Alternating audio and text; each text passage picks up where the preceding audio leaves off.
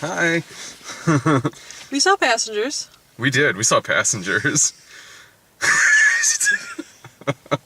What'd you think? I think I was expecting so much worse. Were you? Yeah. Mm-hmm. I think it was built up too much. They're like, oh, Sarah's gonna hate the ending. Oh, there's a twist you'll never see coming. But it's like the second he woke up by himself, I'm like, oh, he's gonna wake her ass up, isn't he? Yeah. And it's gonna play it as a romance, isn't it? Yeah. And lo, it came to pass.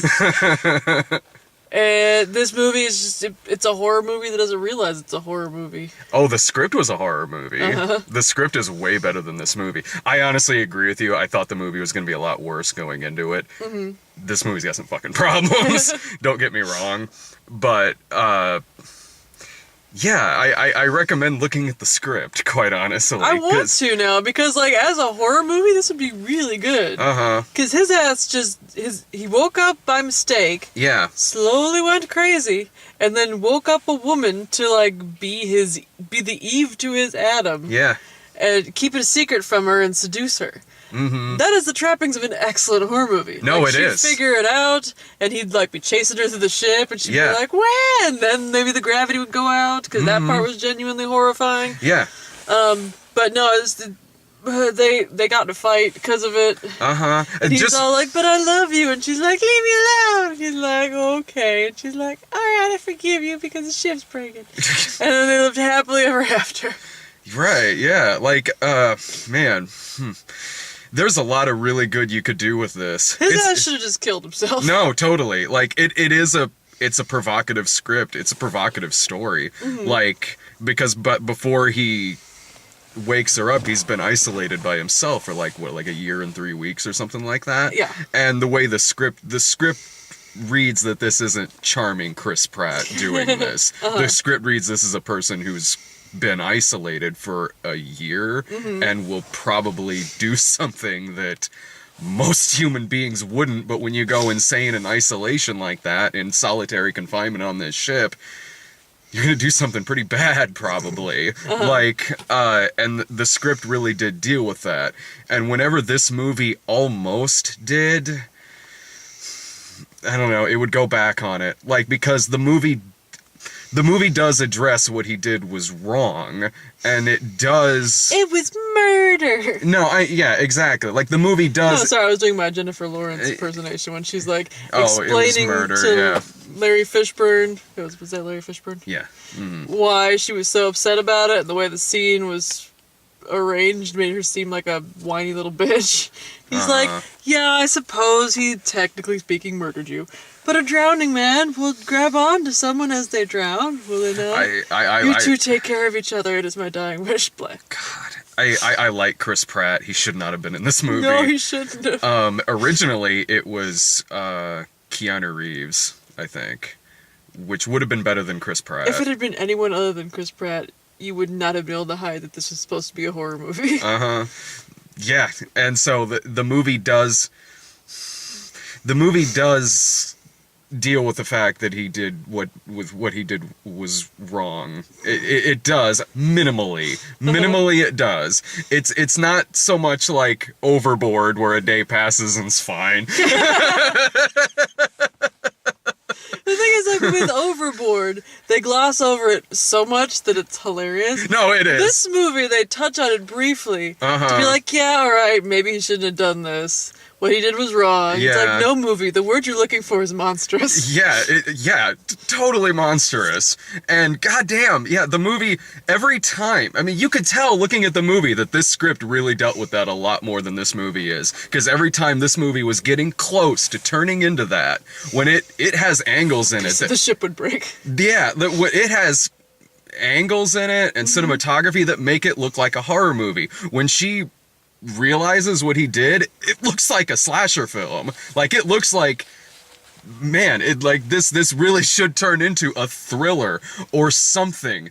And if you're going to give him this sort of redeeming moment, he's got to die at the end of this movie. Those two cannot fucking end up together in this. No, and there are moments where you can kind of see where maybe that's what the direction...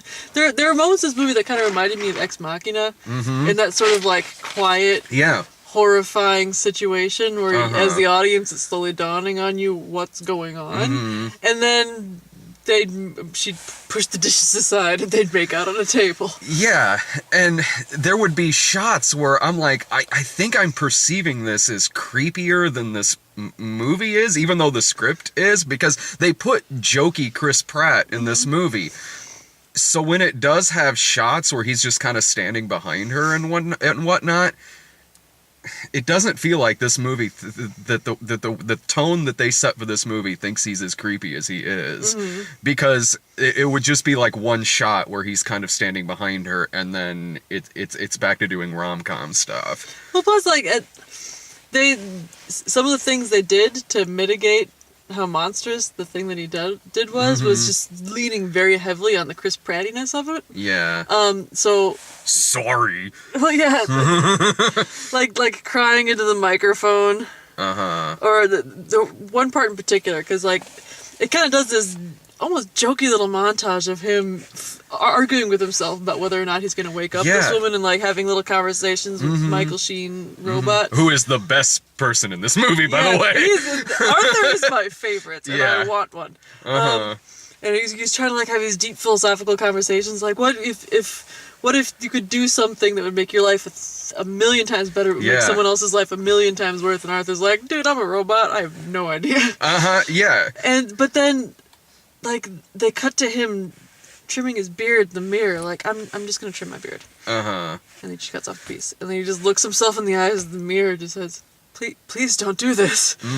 And, like, that moment genuinely horrified me. Yeah. You know, because that's the second he started trimming his beard, he realized he'd made up his mind to wake her up.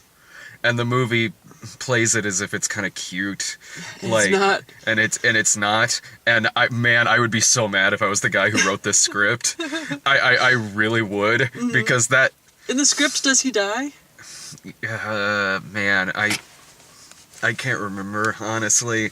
Because I don't think this character even deserves, like, the redeeming moment that he got in this movie. Because you figure he's gonna drift off into space and die, and for once, I was okay with that happening in a movie. Yeah. Because I'd like, his tether went to twang, and normally I would have been like, like, fucking drift off to space, you scumbag piece of shit. Yeah, no, I agree. And if that had happened in this, I would have thought this movie was a lot better than the reviews are making it look. Like, it made a lot of missteps along the way, but at least, if he had died, I would have probably just been just as mad. Really? More so than what they did at the end of this movie? Yes, because he didn't die ignominiously. He died, you know... Oh, heroically? Saving thousands of people and redeeming himself in the eyes of this character that he murdered / Yeah.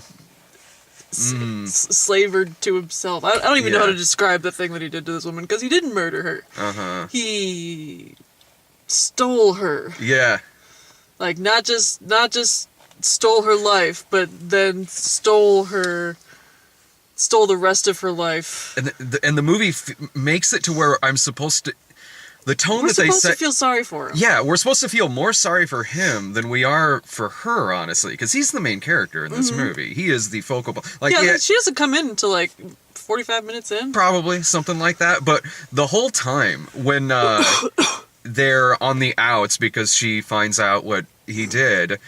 It's still more from his point of view. It's still more, I'm supposed to kind of feel bad for this guy. We're on team that guy. Yeah, and while the story of this is definitely, it would actually make a hell of a book, honestly.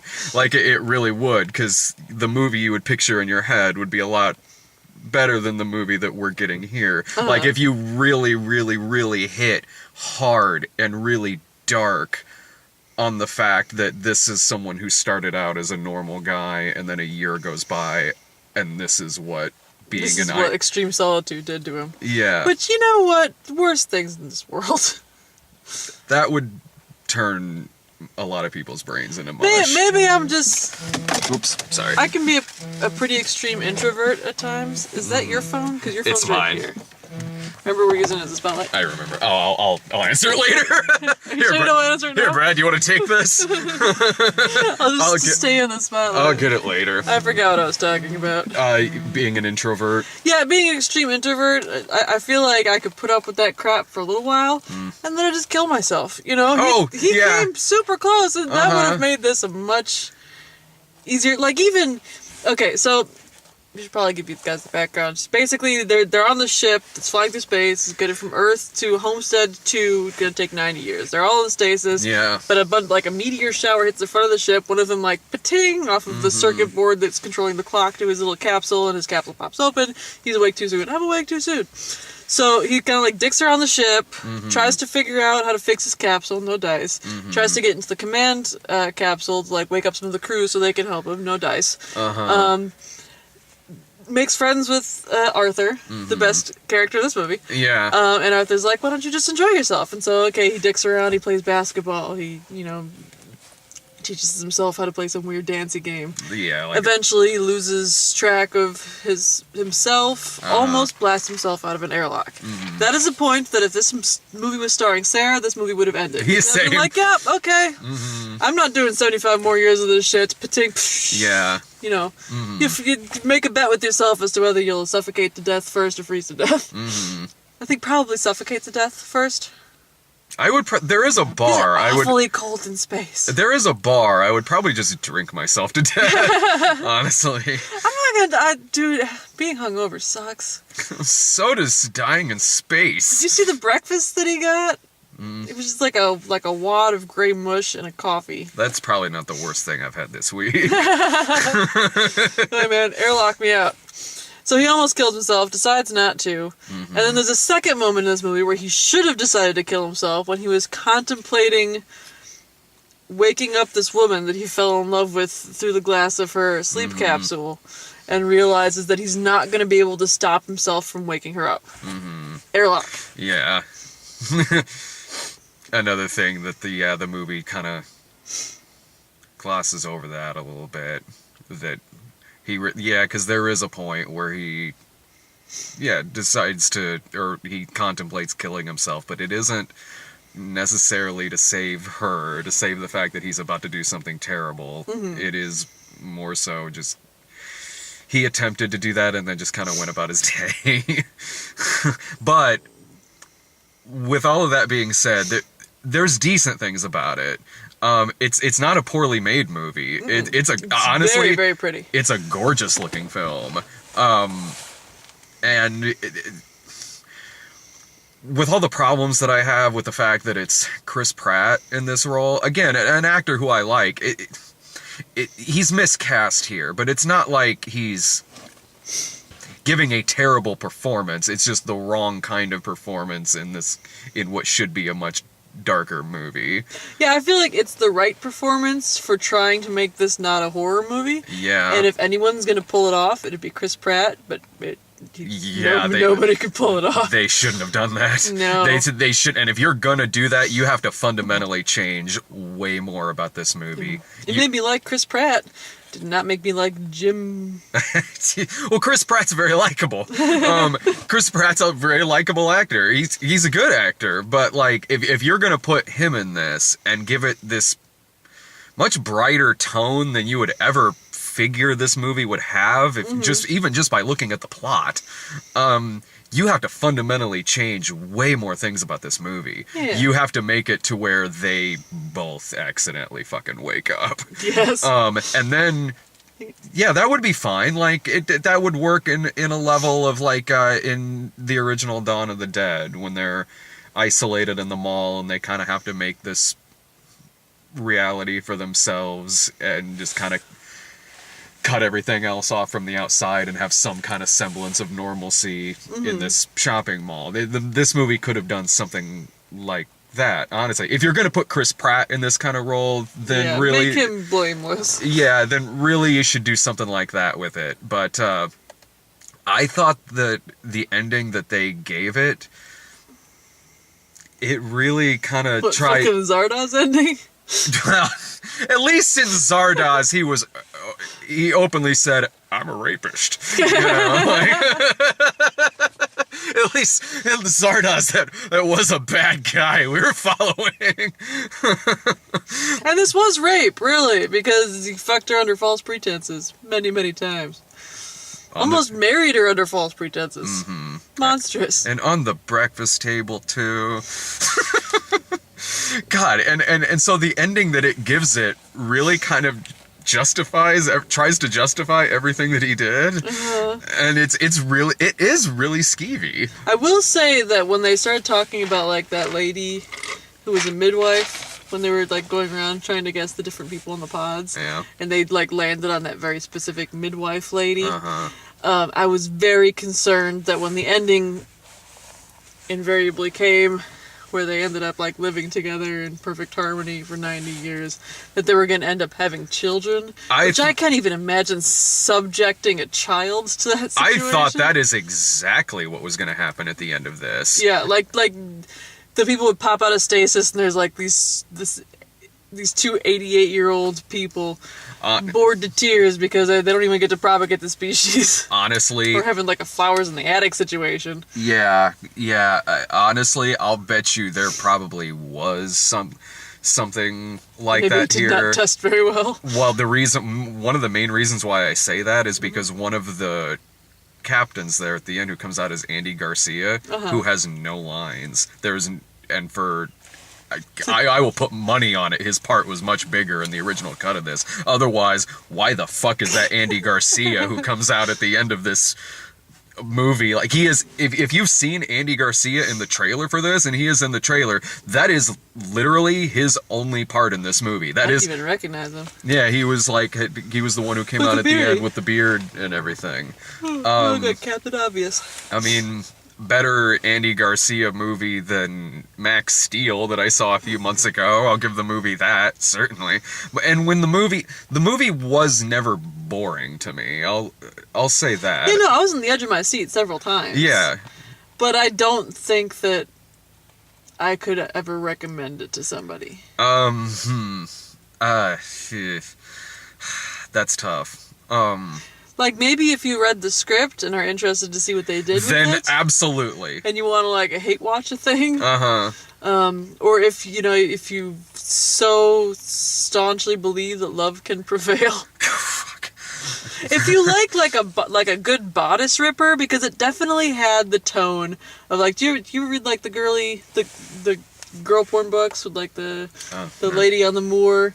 They all tend to have plots Like a Harlequin this. romance novel Yeah, or something? exactly. Okay. Because the dude's always basically, like, running off with the woman and, like, Yeah. forcing her against her will to fall in love with him. Where it's like, he's, like, the last of his Scottish clan, and he catches her wandering the moors like a wildling and just, like, slings them over her shoulder. Yeah. That's what this movie felt like.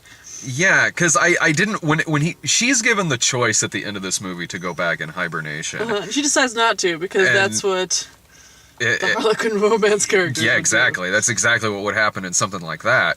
And so when that happened at the end of this, I was like, not buying it. Like really? Like, okay, like, you're already asking a lot of me that she's really forgiven him for what he did.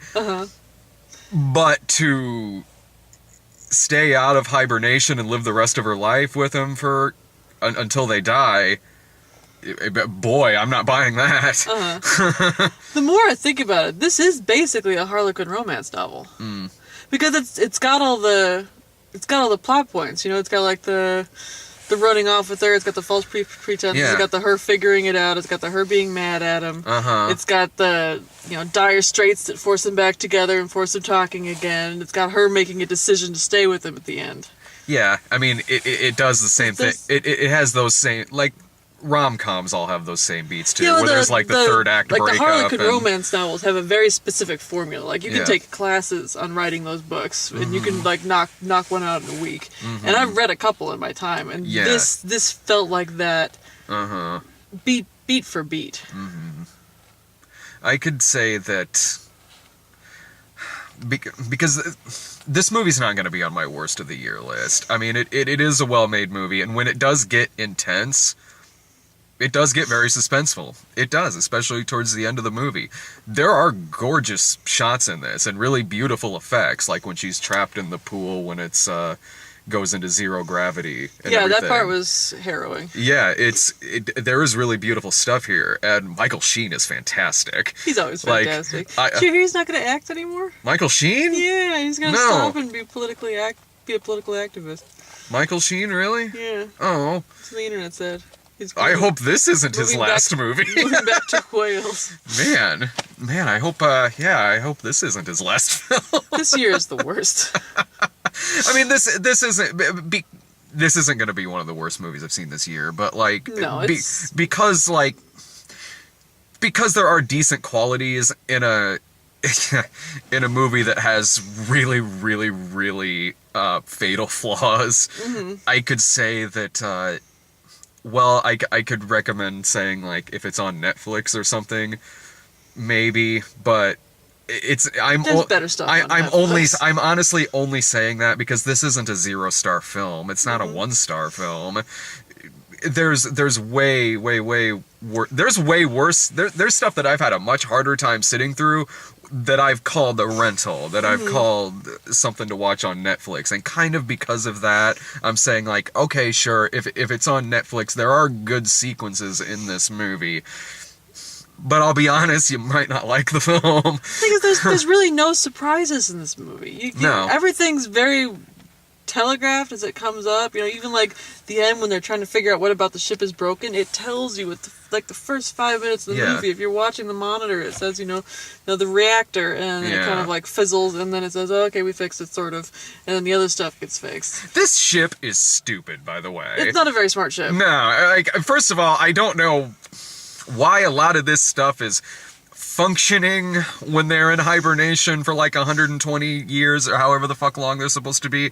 And then when Chris Pratt sends out a message, like a video message saying, hey, To customer service saying like, hey, oops, my pod woke up, can you do something about this? And then the computer comes up and says, message will be received in 30 years. I'm like, then why is that there? There's no point. They were doing it for laughs. The same as like when he was talking to the computer and to the robots, where he's like, I came out of hibernation earlier, and they're like, that can't possibly be true. Enjoy your stay. Well, I didn't have a problem with that because that involved Michael Sheen, again, the best character in this film, who's Robot Lloyd the bartender from The Shining. I laughed at a man who had no pants until I realized I had no legs. Man, he's making the most of this movie. Like, he's great. He's great. Honestly, I could easily recommend this as a Netflix watch based solely on his character alone.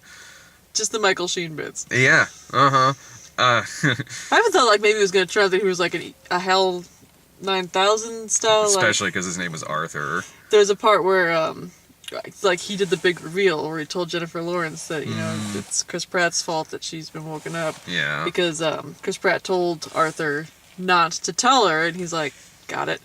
And then they're sitting there, and Chris Pratt's getting ready to propose to her, and she mentions offhand like, oh, we have no secrets. And Arthur turns to Chris Pratt and said, is that true? He's like, you heard the lady. Doop, doop, doop, doop. He's like, well, then let's have a conversation. Man, like... It's like, oh boy, here we go. If there's a rampage in the third act of this movie, I might get back on board again. The robot bartender could have been like robot stereotypical gay best friend. Gay best friend. Should we do the previews? Yeah, totally. Okay, so first I wrote down Christmas Frankenstein, because not technically a preview, but I want to talk about this commercial because the first time I watched it, I cried like a little bitch. Christmas Frankenstein? Christmas Frankenstein. So like if they made a full-length Christmas Frankenstein, I watched the shit out of that movie. Have you seen Christmas Frankenstein? As long as James McAvoy is still playing Victor Frankenstein. Patriots Day. Oh, the Boston bombing movie. Yeah, it's like, I feel bad saying like too soon, but too soon maybe? I'm kind of, I think I might be desensitized to stuff that is like true crime stuff that comes out not long after. So that, I mean, it is pretty soon, but it's Mark Wahlberg. They're like, oh my god, guys! You hear that explosion? Well, but if Mark Wahlberg is best when he's at his most Bostonian. It's a Peter Berg film, and I really like Peter Berg movies. He just did the Deepwater Horizon that was just out, and Lone Survivor, and honestly, I think it'll probably be good. I mean, he's got, other than Battleship, Peter Berg's track record's really good. But even Peter Berg was like, yeah, I was under contract to make that shit. I've got a lot of previews. Okay, 50 Shades Darker. which I'm gonna have to friggin' find a copy of that book so I can tweet it. Did you not read 50 Shades Darker? No. I'll say this about that movie. One, that trailer's hilarious. Also, it seems like it has way more plot than the first movie. Like, the plot is they get back together, go to like a sexy masked party or a masky sex party. Oh, an Eyes Wide Shut viewing the party. emphasis is on. And then she's haunted, I guess, by Sadako from The Ring. Mm-hmm. Sexily haunted. That's way more story than they gave us in the first movie. It seems like the first movie I mainly remember sitting there being like, this is just really not that interesting. With this one, I'm not saying this movie looks good, but I'm saying this one has more of a potential to be hilarious. I think it's like his creepy old lady girlfriend comes back, but I'm not sure why Sadako is there. And it's Kim Basinger too. Right on. Also he's so creepy in this trailer. Like you want to talk about something that should be a horror movie. I mean, there are parts in this trailer where he's staring at her from across the room like he's fucking Michael Myers. Well, they're playing like this really weird atonal version of Crazy in Love. Where the guy ejaculates at the end of it. It's what in the original song featuring Beyonce, she goes, oh no. And so you don't realize at first that that's what he's doing because he's like, oh no. It sounds like a guy who is singing the song to himself and beating off as he's watching the music video. He was at the sexy mask party. Yeah. The masky sex party. Hidden Figures, we've talked about that preview already. Dunkirk, which still looks Dunkirk. Christopher Nolan war movie? Yeah. I'm down. Blade Runner 2049. I'm excited for that. I am so excited for that. I haven't seen the first Blade Really? Runner. Yeah, it's on that. It's on the list of movies I'm in trouble for never having seen. Oh, Blade Runner's so fucking good. I'm crazy. Plus, they got. I'm crazy excited for this. They got the director of like Sicario and Prisoners and Arrival behind it. Like, I mean, it's just a teaser trailer, but. Fuck me, it's a great teaser trailer. It's canonically, is it a direct sequel to the original Blade Runner? It's a sequel, yeah. And it's my understanding that Harrison Ford was in the book version was a robot, but in the movie version he wasn't a robot. All depends on which version you watch. There's like 100. Okay, so which version is this a sequel to? Okay, like if that's a good question, honestly, but like when you sit down to watch it, if you start hearing narration, don't watch that one. Okay. Admittedly, the narration's kind of funny because Harrison Ford didn't want to do it, so he obviously doesn't give a shit. He's like, it was at that moment I realized that. Like he just doesn't give a fuck. Why did they add narration? I think like test audiences found it confusing or whatever, or maybe the studio thought they would. But there are several different versions of that movie. I recommend watching ones that don't have narration. Okay, so in the ones that don't have narration, he isn't a robot. Honestly, I'm sorry, it's been a long time since I've seen it, and I've seen both versions several times. The one that's like a happy ending, that one's, yeah, the one, I don't want to spoil it, but like there's one version that has like a silly happy ending that's kind of funny. But man, I need to go back and watch Blade Runner again. Well, you can watch it with me because I'm gonna have to watch it eventually. And the theatrical version's the one that I first saw. Help me out, Life? Oh, the one with Jake Gyllenhaal and Ryan Reynolds, where it was in space. Oh, okay. They discover life and it eats one of their hands. Yeah, it looks like It, but in space, maybe. It. Not There's a It. clown chasing them. The thing. Sweet. It looks like what in space? I mean, it looks like that was a really well cut together trailer for something that I'm hoping isn't just like Alien. Like, okay, they're on board a ship and something's trying to kill them. All right. But again, it was a really well cut together trailer. I'll give it that. It's got a good cast. Yeah, I mean, it looks, but I'm hoping there's more to it than just like, we found this thing, it's gonna kill us now. I'll watch it. It's got Ryan Reynolds in it. And he's not, buried in a coffin. Ghost in the Shell looks very pretty. Yeah. I don't know much I mean, I saw that years and years and years ago, but The movie doesn't look bad. It looks gorgeous. Well, I have no idea what that bottom one says. Oh, Spider-Man Homecoming. Oh, yeah, that looks... I'm excited looks like for a the lot new of fun. Spider-Man movie. Yeah, Michael Keaton in a Spider-Man movie. Is the Vulture? Hell yes. I hope it has the exact same ending as Birdman. They all do it in one take, too. Excellent. At the end, it turns out that was the Avengers. Wow, this movie got deep. It's gonna win Best Picture. No, I'm looking forward to that. I was actually shocked we didn't get Guardians of the Galaxy 2 in front of this No, it seems like we ought to have. The closest we got is during the and one more thing, AMC thing. One of the things was Guardians Yeah. of the Galaxy 2. Mm-hmm. Well, tomorrow I've got, Why him? Why Him? I'm so glad I'm at Passengers. I think that's the other reason I didn't have a problem with this movie. It's like, at least it's not Why him. At least it's not Why Him, or at least it's... And also, we did see Collateral Beauty last week, Yeah, which was... the bar's set super low right now. The bar was really set for some Hollywood bullshit, and it's like, this movie is kind of morally fucking corrupt, but you know what? It's not Collateral Beauty. I'll give it that. Far more charmingly morally corrupt. Oh yeah, it's got way more charisma to it, at least, to its skeeviness. Yeah, I was also supposed to be at Assassin's Creed tonight, but I'm seeing it tomorrow instead. I figured I would probably get a text from Brian earlier that was like, "Can we reschedule?" I figured we probably would, because he and I were up late last night watching Gilmore Girls. Were you wearing your jammies and painting each other's toenails? I was in my pajamas. I just went over there in my sweatpants and flannel shirt because I'm like, it's my birthday. I don't care. We're gonna watch Gilmore Girls and get Treat Chinese yourself. food. The funniest part of the night was when we ordered the Chinese food and the guy showed up. Me and Brian are standing there at the door, and there was just this older Chinese guy who was delivering it to us. And I forgot to let him know on the phone that I was paying with my card. So I was like, give me a second.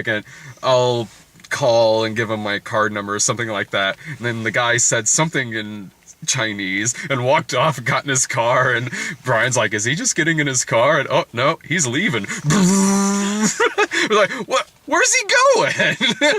Did you leave your Chinese food? No, he took off. And so then we called the place like, well, I need to give you my credit card information so we can pay for the food, but the guy just left. And she's like, did he leave you your food? Like, well, no, he kind of just took off. Like, he did? Like, oh, okay. And so I had the guy's number on my phone, and he's like, hello? And I'm like, are you coming back? He's like, oh, yes, 2 minutes. Turns out the reason why he left was he had to go back to get a receipt for me to sign since I was paying for my card, but Brian and I were so confused. Anyway, that's my Chinese food story from last night. Best birthday ever. Yes, I'm not hungover today, so yeah, it kind of is. See ya.